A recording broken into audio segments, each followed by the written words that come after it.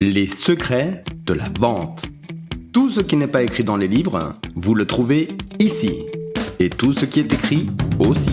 Bonjour très cher Phoenix, bienvenue sur le podcast des personnes qui débutent ou qui échouent dans le monde de la vente. Je suis Antoine Hernandez, consultant, coach et conférencier en force de vente.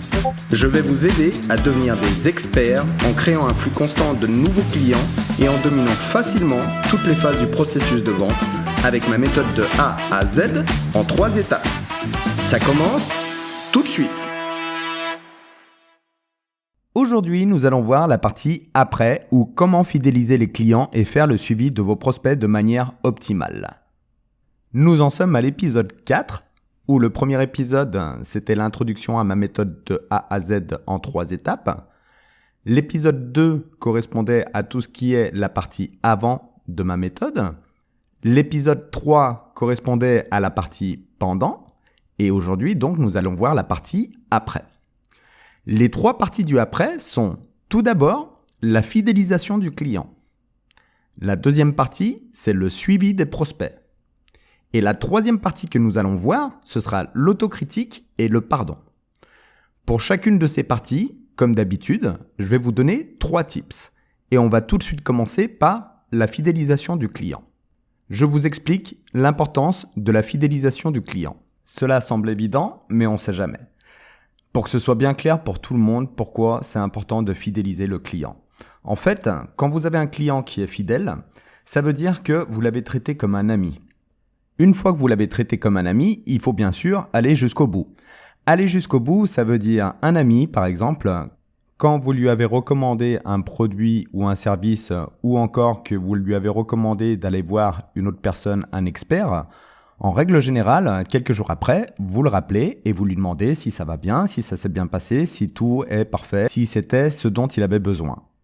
Eh bien là, c'est pareil. En gros, c'est la même philosophie. Une fois que vous avez recommandé un produit ou un service à l'un de vos clients, il faut le traiter comme un ami, d'accord ? Alors, ça commence tout de suite, comme je dis, d'accord ? C'est pas, il faut pas l'appeler dans une semaine pour voir si ça s'est bien passé. C'est quelque chose qui commence tout de suite, ok ? C'est ce qu'on appelle la mise en place de la relation future. À la fin d'un entretien, il faut tout le temps que vous mettiez en place la relation future. Ça veut dire quoi ? Ça veut dire tout simplement que vous devez définir avec lui à quel moment vous souhaitez le revisiter, à quel moment il pense qu'il aura à nouveau besoin de vos services, de manière à déterminer, on va dire, une routine de passer par exemple une fois tous les mois, une fois toutes les 2 semaines, une fois de manière hebdomadaire. Ça, c'est votre client qui va pouvoir vous le dire. Mais il faut en parler. Ça permet justement de pouvoir répondre encore plus à ses besoins et augmenter ce qu'on appelle l'expérience d'achat du client. Alors, augmenter ou améliorer l'expérience d'achat du client, ça veut dire apporter de la valeur chaque fois que vous le visitez. Chaque fois que vous allez visiter votre client, il faudra venir avec quelque chose dans les mains. Ça peut être par exemple du merchandising, des stylos, des choses comme ça. Moi je sais, effectivement, quand j'ai travaillé dans le secteur du bâtiment, j'arrivais sur les chantiers avec des stylos, on va dire, de merchandising et je les offrais donc aux ouvriers de telle manière à ce que ils puissent me dire c'est telle personne qui s'occupe des achats, c'est telle personne qui va pouvoir répondre à toutes tes questions. Ok ? Et à partir de ce moment-là, ça vous ouvre pas mal de portes. Alors, ça ne veut pas dire non plus que vous allez amener tout le temps des cadeaux, mais apporter de la valeur, ça peut être quelque chose comme ça, d'accord ? Ou ça peut être aussi en répondant à l'un de ses besoins. Il vous a parlé d'un produit il y a quelque temps et vous voyez que dans votre gamme de produits, vous avez un nouveau produit qui répond à ses besoins. Et à ce moment-là, c'est votre obligation de lui apporter donc cette information. En résumé, pourquoi est-ce que c'est important de fidéliser les clients ? Tout simplement parce que ça vous fait gagner du temps, ça vous fait gagner de l'énergie et ça vous fait gagner de l'argent si vous devez payer vos déplacements. Vous savez que quand vous allez le voir, vous allez probablement repartir avec un bon de commande. Donc ça vous donne de la stabilité sur votre portefeuille client. Et si, par un malheureux hasard, vous perdez un client, ça vous permet de pouvoir tout le temps avoir des clients qui vous permettent de maintenir votre fichier client stable. Voyons donc les 3 conseils que j'ai pour vous en ce qui concerne la fidélisation du client. Le premier conseil, c'est la mise en place de la relation future. Comme je vous ai dit tout à l'heure, la mise en place de la relation future, ça commence tout de suite. À partir du moment où vous êtes avec le client et que vous signez le bon de commande, vous devez établir avec lui directement toutes les étapes à suivre. Ça veut dire quoi? Ça veut dire que si votre produit il doit être livré, ok, ou s'il y a quelque chose à faire avant, ou s'il y a un dossier par exemple à monter, un devis, ok, vous devez lui expliquer toutes les démarches. Ok, vous allez lui dire, on va faire comme ça va se passer comme ça, vous allez recevoir le produit tel jour à telle heure, dans la mesure du possible, si vous pouvez lui dire tel jour à telle heure ou tel jour avant telle heure si c'est quelque chose dont il a besoin urgemment, ok. Mais c'est bien clarifier la fin, d'accord? C'est important aussi, c'est de bien clarifier en fait que tout soit bien entendu par le client, qu'il ait bien compris que vous avez pris en compte tous ses besoins et que vous lui expliquez comment ça va se passer à partir de là. Et comme je vous disais, ça augmente forcément l'expérience d'achat de votre client. Ok ? Le deuxième tip qu'on va voir, c'est le suivi des commandes. Donc le suivi des commandes, une fois que vous avez passé la commande avec le client, que vous lui avez dit voici les prochaines étapes, c'est aussi vous dans votre agenda de vous assurer que tout se passe comme prévu. Pourquoi ? Parce que si ça se passe pas bien, qu'il y a un retard, ok, vous pouvez éviter une mauvaise expérience de votre client en le prévenant vous avant qu'il s'en rende compte. C'est très important. Là, en fait, c'est ce qu'on appelle être responsable. C'est l'engagement que vous avez par rapport à votre entreprise. C'est l'engagement que vous avez par rapport à votre client et c'est l'engagement que vous avez par rapport à vous-même. L'engagement, c'est simplement s'assurer que tout se passe comme vous avez déterminé. Si ce n'est pas le cas, prévenez le client. Au pire des cas, annulez une commande. Je crois qu'il n'y a personne qui vous dira ça, mais moi je vous le dis directement, des fois il vaut mieux annuler une commande qu'avoir des ennuis derrière, tout simplement. Voyez avec le client, tout se résout à partir du moment où vous communiquez bien avec lui et que vous lui expliquez « j'ai pas pu faire autrement », le client, il va comprendre et ce sera probablement lui qui vous apportera la solution. Et ensemble, vous allez pouvoir déterminer la manière de résoudre cet incident. Troisième tips de la fidélisation du client, le contact régulier. Comme je vous ai dit tout à l'heure, pareil, il faut avoir un contact régulier avec votre client.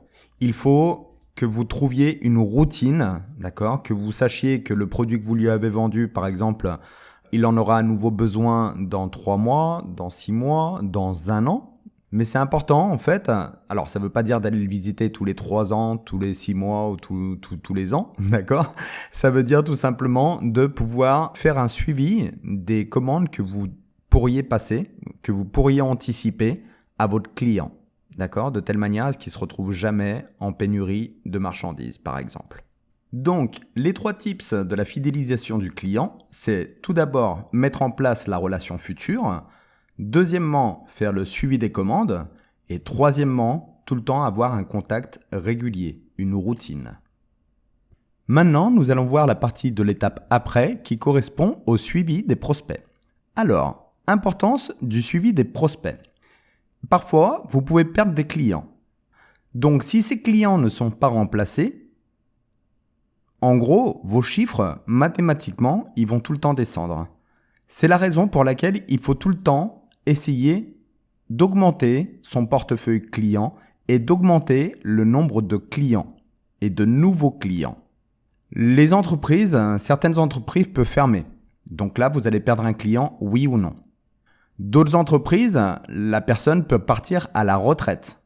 Et si cette personne n'a pas de succession, parfois, c'est un client que vous perdez et que vous ne pouvez pas récupérer. C'est pour ça qu'il est très important, chaque fois, autant que vous pouvez, de continuer à prospecter. Je vais vous donner 3 tips pour prospecter, qui sont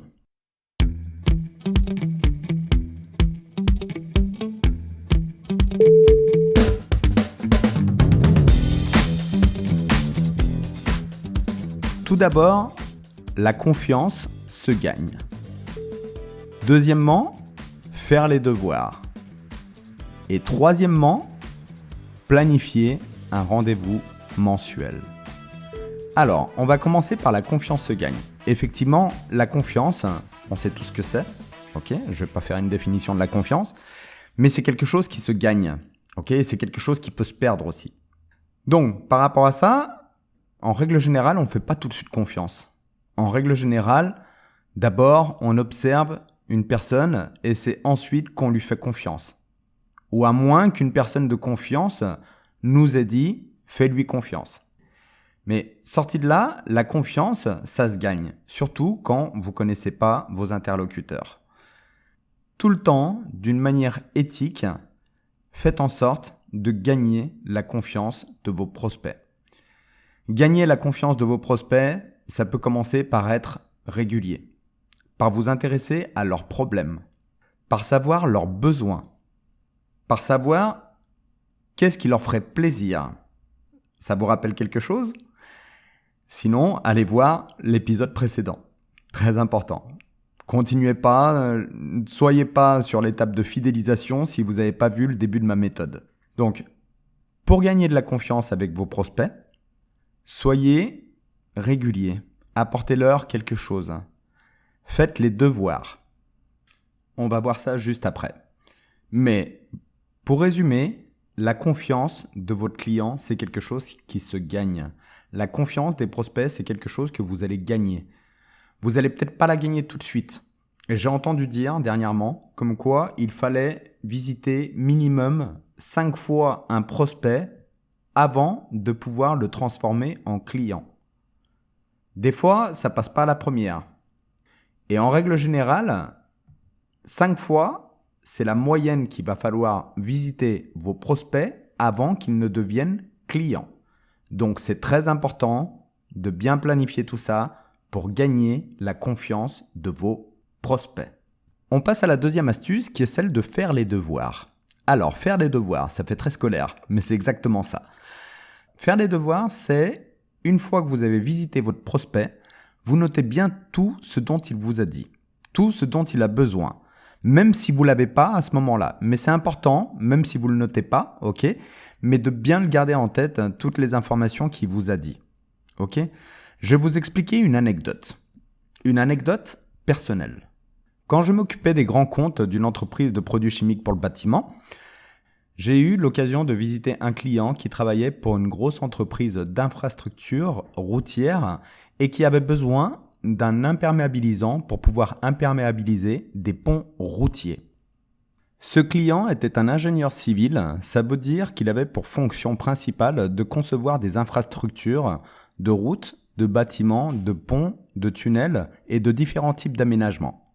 En gros, ce client en savait 10 fois plus que moi sur l'ensemble des produits du marché. Ça faisait au moins 6 mois que je le visitais régulièrement en espérant à un moment donné trouver un produit qui me permette de rentrer dans cette grande entreprise d'infrastructure, qui me permette de devenir un de leurs fournisseurs. Dans la gamme de mes produits, j'avais un produit spécifique pour l'imperméabilisation des ponts.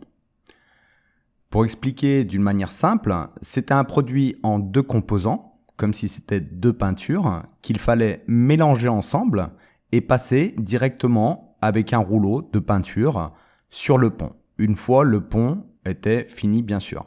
D'accord ? Donc c'est la dernière couche, c'est celle qui va juste en dessous du goudron, le plus près toujours de l'intempérie. La solution qu'utilisait mon client à cette époque était un goudron imperméabilisant qui coûtait 1 € le kilo. Par contre, il avait besoin de 7 kg par mètre carré pour pouvoir être au-dessus des standards qui lui permettent de valider l'imperméabilité du pont. Mon produit à moi coûtait 7 € le litre.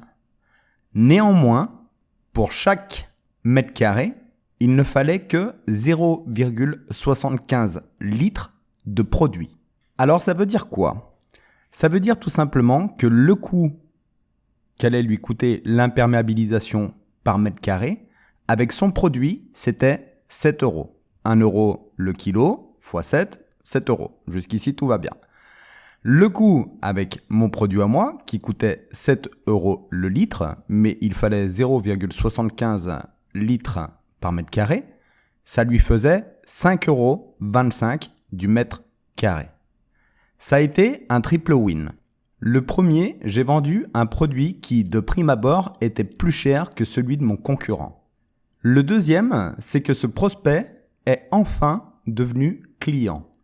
Et le troisième, pour mon client, je lui ai non seulement vendu un produit qui lui a coûté moins cher et qui lui a fait gagner de l'argent, ou du moins ne pas en dépenser autant, mais en plus, je lui ai allégé le pont de 6,25 kg, ainsi que je lui ai économisé toutes les machines qu'il faut pour pouvoir appliquer le goudron.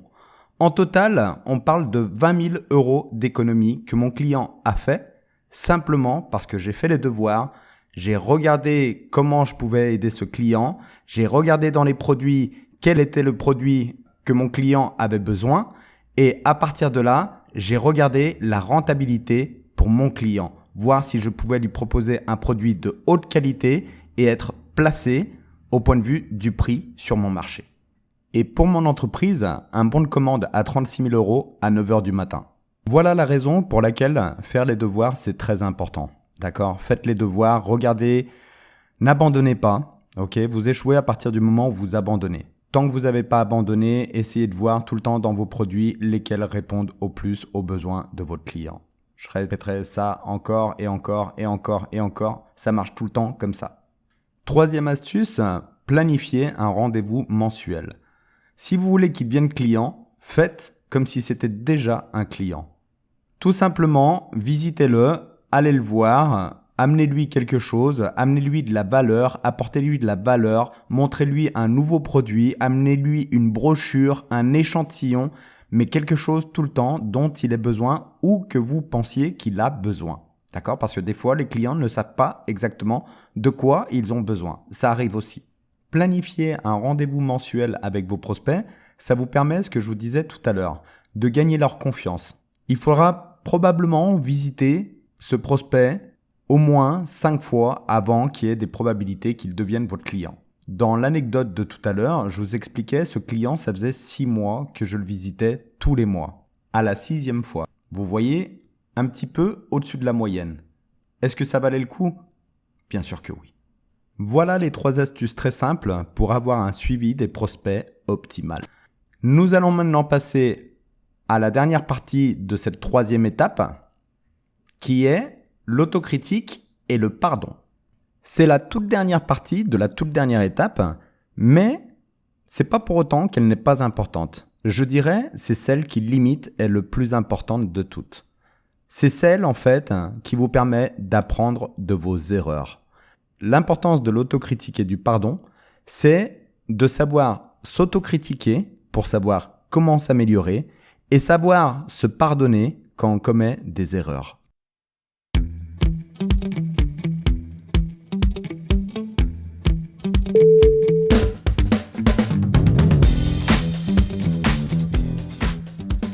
On va commencer par l'autocritique. Alors, pourquoi est-ce que c'est bien de s'autocritiquer ? Personnellement, je préfère m'autocritiquer plutôt que ce soit quelqu'un d'autre qui le fasse. Donc, plus tôt je le fais, mieux c'est. Plus je suis préparé aux critiques que pourraient avoir les autres à mon égard, ou plus je peux être préparé aux critiques par exemple de mon patron. Alors, si ça fait mal, pourquoi est-ce que je le fais ? Tout simplement parce que ça vous permet d'être meilleur. En règle générale, quand je fais une vente, à la fin de la vente, je prends un moment, 1 minute, il n'y a pas besoin de beaucoup plus, pour savoir, pour visualiser qu'est-ce que j'ai bien fait pendant la négociation et pour visualiser aussi qu'est-ce que j'aurais pu améliorer. D'accord ? Ça ne veut pas dire que j'ai forcément fait des choses mal, mais c'est surtout pour savoir vraiment qu'est-ce que je pourrais améliorer qui fasse que la prochaine fois, je sois plus impactant. L'autocritique, ça vous aide aussi, par exemple, pour savoir exactement ce que vous avez bien fait, de manière à pouvoir affûter cet argument, ce produit que vous voulez mettre en avant. La prochaine fois, vous aurez un discours plus clair, plus précis et vous serez beaucoup plus impactant. Deuxième étape, accepter et se pardonner. Alors, accepter, ça veut dire accepter ce qu'on a bien fait et accepter aussi ses erreurs. Reconnaître, savoir reconnaître, et ça, c'est pas donné à tout le monde, croyez-moi, savoir reconnaître ce qu'on a mal fait. On a tendance tout le temps à dire c'est la faute des autres. Mais les autres, ils nous répondent depuis leur point de vue. L'objectif, c'est pas de dire il y a que moi qui suis bête, c'est pas de dire il y a que moi qui fais les choses mal, mais l'objectif en fait, c'est de savoir accepter une critique, accepter qu'on a fait quelque chose qui n'était pas correct ou qui n'était pas la plus adéquate et savoir se pardonner. Parce que ça fait aussi preuve de maturité et ça vous permet aussi de pouvoir vous corriger. La troisième astuce, c'est justement pouvoir corriger. Quand je dis corriger, une fois de plus, c'est pas que vous avez fait des choses tout mal, ok ? Quand je dis corriger, c'est ce qu'on parlait. La vente, c'est un petit peu comme être un gamer. Et en fait, si vous voulez, voilà, vous gagnez pas tout le temps, d'accord ? Des fois, vous allez tomber sur des obstacles. Ça va pas vous permettre de faire signer ce bon de commande ou faire signer ce contrat. Mais par contre, ça va vous permettre de savoir où est-ce que vous devez vous positionner la prochaine fois. Une fois que vous savez tout ça, que vous prenez bien le temps, on va dire, après chaque visite, de prendre le temps et de modifier, d'accord, de vous corriger, ça vous permet à la prochaine d'être meilleur. Tout simplement d'être meilleur, d'être plus précis. Ok ? Donc, c'est important de se corriger parce que si vous continuez tout le temps, encore et encore, à faire la même chose et ça marche pas, c'est forcément qu'il y a quelque chose que vous faites mal. C'est pas tout le monde, d'accord ? C'est pas tout le monde qui est responsable. En règle générale, on est responsable de sa propre vente. C'est nous qui devons la gérer. Se corriger, c'est donc la dernière astuce par rapport à l'étape de l'autocritique et du pardon. On a vu, on vient de finir donc après comment fidéliser les clients et faire le suivi de vos prospects de manière optimale. Comme d'habitude, je vous ai présenté 3 tips pour chacune des parties, la fidélisation du client, le suivi des prospects, l'autocritique et le pardon. Si on revient en arrière, avec la mise en place de la relation future, vous allez être disponible. Avec le suivi des commandes, vous allez être attentif, attentionné. Avec un contact régulier, vous allez créer des liens de proximité. En gagnant leur confiance, vous allez devenir crédible. En faisant les devoirs, vous allez répondre à leurs problèmes. En planifiant un rendez-vous mensuel, vous devenez visible. En sachant pratiquer l'autocritique, vous allez donner une meilleure version de vous-même chaque jour, chaque fois. En acceptant et en vous pardonnant, c'est là où vous allez pouvoir changer. Et en vous corrigeant, vous allez devenir précis. Une fois de plus, vous voyez que ça n'a pas grand-chose à voir avec de la vente. C'est tout simplement des relations humaines. D'accord ? C'est tout simplement comprendre comment fonctionnent les personnes pour pouvoir, une fois de plus, répondre à leurs besoins. Tout simplement. En conclusion, en utilisant ma méthode, vous allez pouvoir affirmer votre identité. Vous allez aussi pouvoir augmenter votre visibilité. Et vous allez surtout gagner en crédibilité. Voici la fin de ma méthode de A à Z en 3 étapes, avant, pendant, après. J'espère que ça vous a plu. Je vous rappelle, c'est un guide très simple, d'accord, pour que vous puissiez bien comprendre comment fonctionne la vente. Je l'ai déjà dit, c'est simplement des relations humaines. C'est comprendre les personnes comme on aimerait être compris, tout simplement.